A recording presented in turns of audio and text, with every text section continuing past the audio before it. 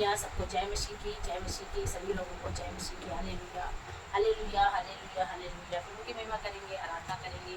आप सभी को आशीष मिले, परमेश्वर को महिमा मिले और धन्यवाद देते हैं कि परमेश्वर की हजूरी में आप सभी का हम स्वागत करते हैं। Hallelujah hallelujah. गाओ सना जिंदा खुदा की, गाओ सना जिंदा खुदा की, गाओ सना साफी खुदा की। गाएंगे सना हम मसीहा पूरे दिल जान से, जो तू महिमा से भरा है।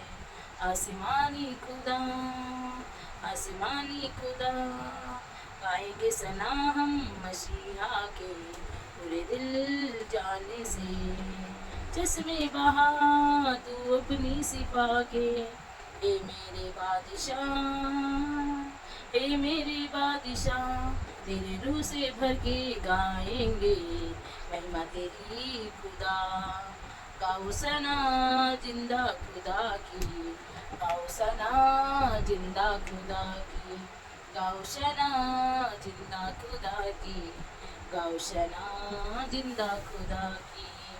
तेरे फजल से, तेरे फजल से मेरे खुदावन पाते हैं रोगी सिफा। तेरे फजल से मेरे खुदावन पाते हैं रोगी सिफा। लंगड़े चलाए मुर्दे जिलाए, देता है जीवन नया। लंगड़ी चलाए मुर्दे जिलाए, देता है जीवन नया। गाओ सना जिंदा खुदा की, गाओ सना जिंदा खुदा की। गाएंगे हम, गाएंगे सना हम मसीहा की पूरे दिल जान से। तू जो महिमा से भरा आसमानी खुदा, गाएंगे सना हम मसीहा के। जिंदा खुदावन तू है हमारा, तेरे काम महान। जिंदा खुदावन तू है हमारा, तेरे काम महान। तू है अबदी, तू है जलाली, गाए हर एक जुबान। तू है अबदी, तू है जलाली, गाए हर एक जुबान। गाओ सना जिंदा खुदा की, गाओ सना जिंदा खुदा की, गाओ सना जिंदा खुदा की, गाओ सना जिंदा खुदा की, गाओ सना जिंदा खुदा की, गाओ सना जिंदा खुदा की। Lord hallelujah. प्रभु का धन्यवाद देते हैं कि आज हम वचन आपके जो बीच में लेके आए हैं, जो मिलेगा आपको पहला राजा 3 अध्याय का 16 वचन, सुलेमान का अद्भुत न्याय। हालेलुया।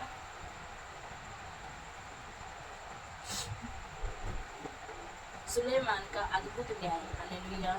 आज हम परमेश्वर का वचन लेके आए, पहला राजा 3 अध्याय जो मिलेगा आपको 16 आयत में। सुलेमान का अद्भुत न्याय। हालेलुया। उस समय 2 बेस्या राजा के पास आकर उसके सम्मुख खड़ी हुई। उनमें से एक स्त्री कहने लगी, हे मेरे प्रभु, और यह स्त्री दोनों एक ही घर में रहती थी, और उसके संग घर में रहते हुए मेरे एक बच्चा हुआ। फिर मेरे चच्चा के 3 दिन के बाद ऐसा हुआ कि यह स्त्री भी चच्चा हो गई। हम तो संग ही संग थी। हम दोनों को छोड़कर घर में कोई और भी न था। और रात में इस स्त्री का बालक इसके नीचे दब कर मर गया। तब उसके आधी रात को उठकर जब तेरी दासी सो रही थी, तब मेरा लड़का मेरे पास से लेकर अपनी छाती में रखा और अपना मरा हुआ बालक मेरी छाती में लिटा दिया। भोर को जब मैंने अपना बालक दूध पिलाने को उठी, तब उसे मरा हुआ पाया, परंतु भोर को मैंने ध्यान से देखा कि वह मेरा पुत्र नहीं। तब दूसरी स्त्री ने कहा, नहीं, जीवित पुत्र मेरा है और मरा हुआ पुत्र तेरा है। परंतु यह कहती रही, नहीं, मरा हुआ तेरा पुत्र है और जीवित मेरा पुत्र है। यूं वे राजा के सामने बातें करती रही। अब राजा ने कहा, एक तो कहती है तो वो जीवित है और वही मेरा पुत्र है, और मरा हुआ तेरा पुत्र है। और दूसरी कहती है, नहीं, जो मरा है वही तेरा पुत्र है, और जो जीवित है वह मेरा पुत्र है। फिर राजा ने कहा, मेरे पास तलवार ले आओ। अतः एक तलवार राजा के सामने लाई गई। तब राजा बोला, जीवते बालक को 2 टुकड़े करके आधा कर उसको और आधा उसको दे दो। तब जीवित बालक भी माता का मन अपने बेटे के स्नेह से भर आया और उसने राजा से कहा, हे मेरे प्रभु, जीवित बालक उसी को दे दे, परंतु उसको किसी भांति का मार।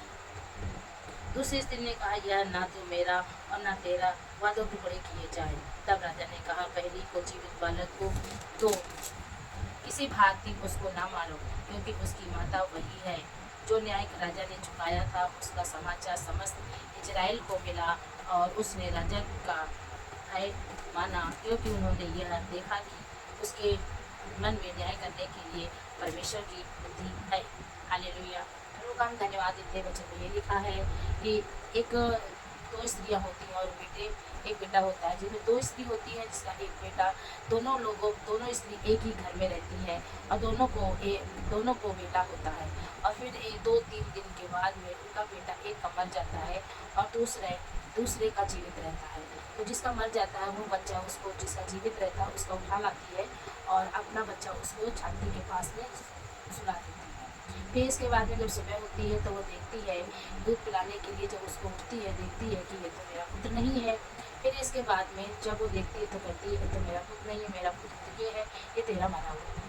तो वो कहती है पहले कि नहीं, मेरा ये है, मेरा नहीं है, तेरा है। वो कहती है तेरा नहीं है, मेरा है।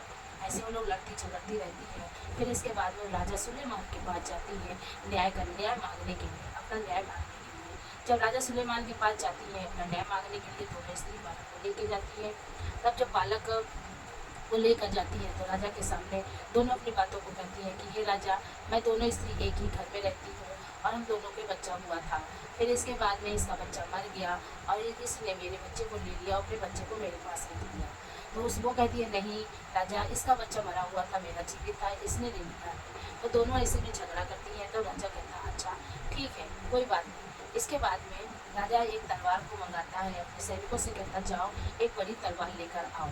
तो जब वो बड़ी तलवार को लेके आता है, राजा का सैनिक मंत्री तलवार लेके आता है और जैसे ही वो बेटे को नीचे लिटा देता है और मारने को चलता है, मारने को जैसे ही उसके चलाता है तलवार, ऐसे उसकी असली जो माँ होती है वो कहती है, नहीं इसे मत मारो, इसे मत मारो और इसे ही दे दो, क्योंकि कोई भी अपनी सगी माँ अपने बेटे को मरता हुआ नहीं देख सकती है। और जो दूसरी थी उसका बेटा ही नहीं था, तो उसके कोई भी दर्द नहीं था, कोई ममता नहीं थी उसमें, तो वो मना नहीं करती है। और वो जो उसकी असली माँ होती है वो उसे कहती है, नहीं मुझे उसे मत मारो, उसे ही दे दो। तो इसमें असली पहचान हो जाती है कि कोई भी माँ नहीं चाहती कि उसके बेटे को मार दिया जाए, काट दिया जाए। अगर मार दिया जाएगा तो ना वो देख पाएगी, ना वो उसका रहेगा। तो इसलिए वो कहती है कि कम से कम वो जीवित रहेगा तो मैं उसको अपनी आंखों के सामने देखती ही रहूँगी, जब मेरा मन होगा तो मैं देखती रहूँगी। इसलिए वो उसको मना कर देती है कि ठीक है, तो आप इसे मत मारो, इसे ही दे दो, क्योंकि कम से कम ये जीता तो रहेगा, मरेगा तो नहीं, जिंदा रहेगा। चाहे मेरे पास रहे चाहे इसके पास रहे, जिंदा तो रहेगा। पर जैसे ही सुलेमान को ये बात सुनता है और दूसरी कहती है, नहीं ना मेरा रहेगा ना इसका रहेगा, आप इसके 2 टुकड़े कर दो। तो सुलेमान जान जाता है कि इसकी असली माँ ये नहीं है, इसकी असली माँ ये है। इसके बाद सुलेमान उस बेटे को उठा के उस पहली स्त्री को दे देता है, जो कहती है कि इसको मत मारो, इसको ही दे दो, मेरा पुत्र इसे दे दो, इसे मत मारो। तो उसे वो दे देता है। तो वो इसके बाद में जब उसे वो दे देता है तो उसे पता चलता है कि हाँ ये इसकी असली माँ, तो असली माँ के पास उसको बेटे को दे देता है। और जो दूसरी होती है उसको धोखे के लिए उसको बंदी गृह में डाल दिया जाता है, उसको दंड दिया जाता है। तो इसमें ये राजा सुलेमान जो होते हैं वो न्याय करते हैं।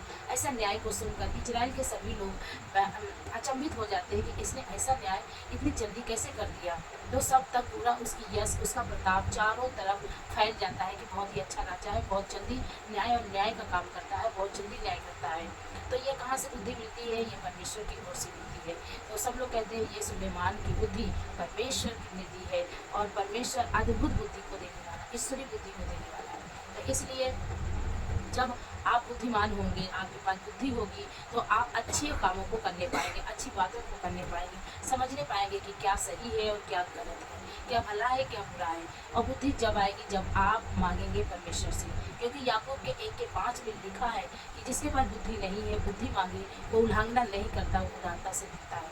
क्योंकि जो हमारे अंदर कमी होती है, उस कमी को अगर हम दूसरों के आगे बताते हैं कि हमारी ये कमी है, हमारी ये परेशानी है, तो लोग क्या करते हैं, मजाक उड़ाते हैं, ठट्ठा करते हैं। और जब हम अपनी बातों को, अपनी परेशानियों को, अपनी हर एक बातों को परमेश्वर के सामने रखते हैं, तो परमेश्वर हमारा निंदा नहीं करता, बेइज्जती नहीं करता, जलील नहीं करता है, और वो हमको ऊंचा उठाता है, हमें सही करता है और हमें ऊंचा उठाता है। सबके सामने, हमारे बैरियों के सामने, दुश्मनों के सामने हमको ऊंचा उठाता है। तो परमेश्वर का वचन कहता है कि आप बुद्धि मांगो तो बुद्धि परमेश्वर आपको देगा। तो ये बुद्धि परमेश्वर की ओर से ही होती है, जिसमें अच्छा न्याय, अच्छे काम, आप अगर बुद्धि आपके पास है तो अच्छा गृहस्थी चला पाएंगे, आपके पास बुद्धि है तो आप अच्छा बिजनेस कर पाएंगे, अच्छी बुद्धि है आपके पास में तो आप सब कुछ सही सही काम करेंगे, अच्छे कामों को करने पाएंगे, सही मार्ग में चलेंगे। आपको बुद्धि है तो परमेश्वर से बुद्धि मांगो, परमेश्वर आपको बुद्धि से भरेगा, बुद्धि देगा परमेश्वर। जो भी आप परमेश्वर से मांगोगे, बुद्धि मांगोगे, धन मांगोगे, संपत्ति मांगोगे, पैसा मांगोगे, जो मांगोगे परमेश्वर आपको देगा। कब देगा? प्रभु कहता है जब तुम मेरी विधियों पर, मेरे नियम पे पूरी तरह से सच्चाई से, ईमानदारी से चलोगे, जैसा मैं कहता हूँ वैसा करोगे, तो मैं तुम्हें बुद्धि दूंगा और उसके साथ मैं तुम्हें ढेर सारा पैसा, धन, संपत्ति से भी मैं तुम्हें ऊंचा बढ़ाऊंगा। तो इन वचनों के द्वारा परमेश्वर आप सभी को ब्लेस करे और परमेश्वर आपके जीवन में बहुत से बुद्धि और ज्ञान से आप सभी को भरे और आप सभी लोग परमेश्वर के मार्ग में चले और बुद्धि से काम करें, परमेश्वर से मांगे, जैसे परमेश्वर आपको देगा। ये वचनों के द्वारा परमेश्वर आप सभी को ब्लेस करे। God bless you. हालेलुया।